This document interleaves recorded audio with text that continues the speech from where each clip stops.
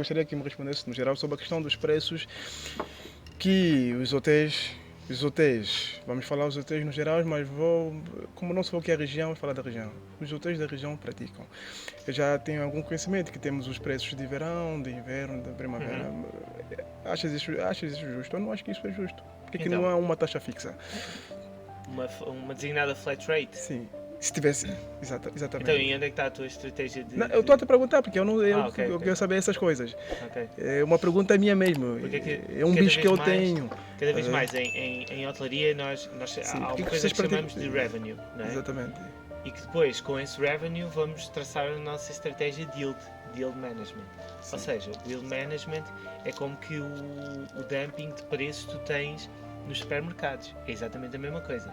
Tu vais a um Lidl, tens um iogurte a 2 euros, vais a um Intermarché, o mesmo iogurte, se calhar está a 1,99€. Estás a perceber?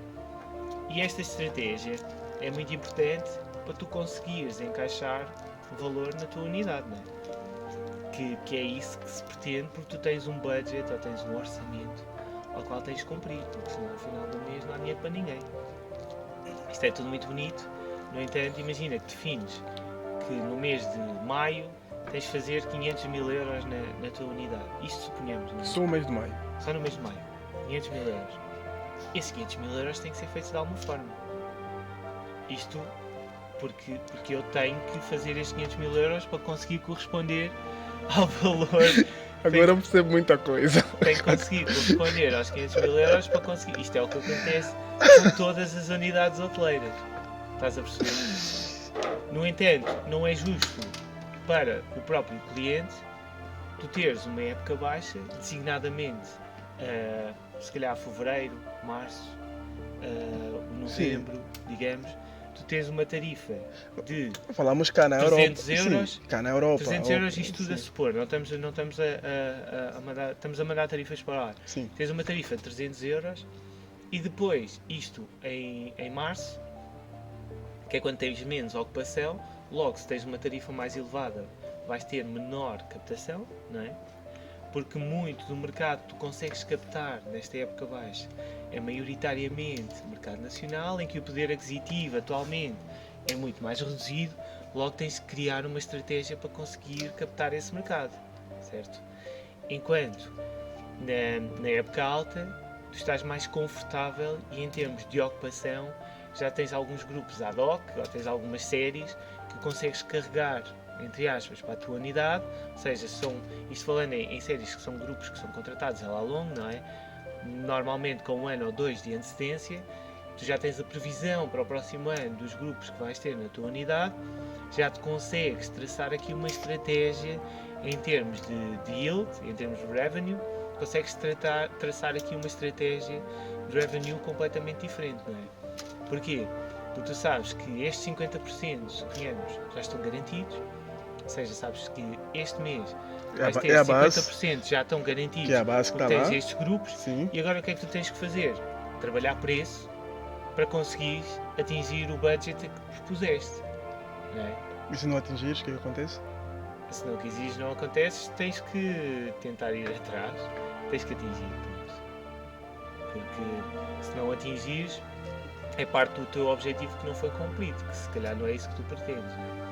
Depois vem um sentimento de frustração, de capacidade. Exatamente, que aqui há todo, não que podes não atingir, tudo muito bem, mas tu ao não atingires aquilo a que te propuseste, alguma coisa teve errada na tua estratégia, independentemente de ser a estratégia de preço, de ser a estratégia comercial em termos de investimento nos mercados, qualquer que seja a estratégia poderá colocar em causa esta tua frustração pessoal por não conseguires atingir o budget a que te propões. Já houve alguns meses que eu não atingi o budget que me propunha, por exemplo em abril fiquei abaixo por uns míseros euros, mas é uma sensação de frustração, não é? Porque tu fizeste uma aposta e tentaste chegar àquilo que era proposto, ou seja, porque és tu que defines o teu próprio budget, não é? Dizes, vou atingir 500 mil euros agora.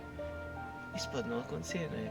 No entanto, tens de ter em foco esses 1000 euros. No entanto, esta parte do revenue E daí não haver uma designada flat rate durante todo o ano.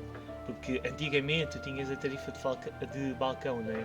Tinhas a tarifa de balcão que tu chegavas a um hotel, já não deve ser desse tempo, não é?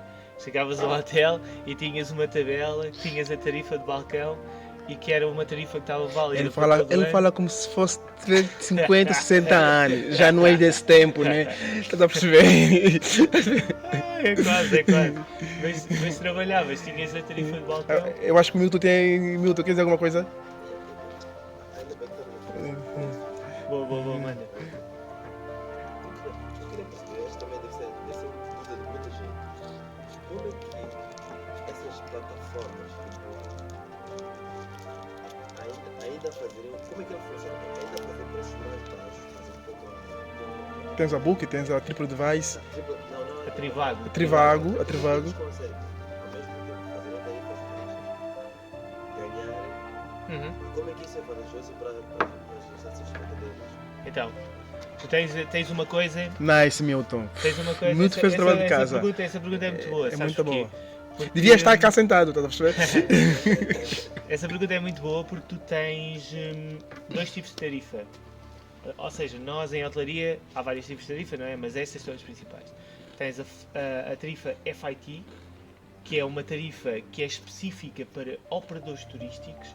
Ou seja, estes operadores turísticos têm uma tarifa preferencial em que divulgam offline, ou deveriam divulgar offline, estás a perceber? Offline não estaria visível para Trivagos ou Bookings, etc. E depois tens a nossa tarifa bar, que é designada Best Available Rate, que é a tarifa que nós expomos no nosso site. Ok? Estou a perceber. Sobre essa tarifa que nós expomos no nosso site, normalmente tens a tarifa da Booking e essa tarifa da Booking tu tens que pagar uma comissão à Booking para ela te expor essa tarifa. Isto não é tudo borla, não é? Não há borlas para ninguém. A Booking pode vender o teu quarto na tua unidade. Eu pensava que era o contrário. Não. Quem que vos pagava Não. por vender a vossa tarifa. Não, porque ela está a divulgar a tua unidade. Imagina, tu tens uma tarifa de 200 euros, dependendo da propriedade, do que seja, tu tens em média 18% de comissão que tu tens que dar à Booking. O que acontece com essas tarifas tipo Trivago, que muitas das vezes vêm de sites que nós nem sabemos de onde é que aquilo vem, que acontece bastante, o que é que acontece? Nós enviamos esta tarifa FIT para um operador, não é? Que é uma tarifa mais baixa, fica sempre 20%, 24% abaixo da tarifa bar e esses operadores vão divulgar essa tarifa nestes sites não diretamente. Ou seja, tens um site que vai buscar, como a hotel.com, hotéis.com ou hotel.pt ou o que seja, tens uns quantos sites que conseguem agarrar estas tarifas que são expostas por estes operadores. E o que é que vai acontecer aqui? Eles, em vez de colocarem o designado markup, ou seja, tu tens o markup, que é a taxa que nós definimos em termos contratuais, que eles têm que colocar acima para ficarem no mesmo nível da nossa tarifa bar, eles sacrificam esse markup. Ou seja, eles, em vez de colocarem esse valor em cima, os 20% ou 24% em cima, eles decidem não colocar esse valor em cima e vender por atacado, ou seja, vender os quartos ao valor mais baixo, com a tarifa mais baixa, por forma a conseguirem maior captação de reservas. E depois de atingirem esse volume de captação de reservas, é que eles já aumentaram a tarifa, estás a perceber? Ou seja, imagina, tu tens uma unidade em que só está divulgada no teu site e tu tens no teu site a tarifa de 150 euros, não é? E tu vendes aquela tarifa até chegares, que é uma estratégia de revenue e deal management. Tu tens aquela tarifa, vais chegar aos 50%, não é? Depois dessa tarifa aos 50% vais dizer, epá, agora vamos fazer mais algum dinheiro. E entre os 50% e os 60% ou 70% já vais aumentar um pouco mais a tua tarifa, não é? Porquê? Vais começar a ter maior retorno porque os quartos mais caros vão ser os últimos a ser vendidos, não é? Normalmente pode acontecer isso e tu vais conseguir aqui captar mais algum valor que vais conseguir incrementar aqui nas tuas vendas. Ou seja, esse gap entre os 50% e os 70% mais ou menos, tu já conseguiste maior retorno na venda do teu produto, não é? Que é o que acontece. Imagina que tu tens, quando estás a baixar inventário, é como quando vais aqui não falamos em rebarras, mas imagina que tens um produto que é exclusivo, não é? Sim. Em que tu estás a vender ao preço X, começas a faltar inventário, ou seja, em vez de teres 10, já passou para 5, tu vais aumentar o produto, que é para teres o maior retorno desse produto, não é? E é isso que acontece exatamente com esta malta.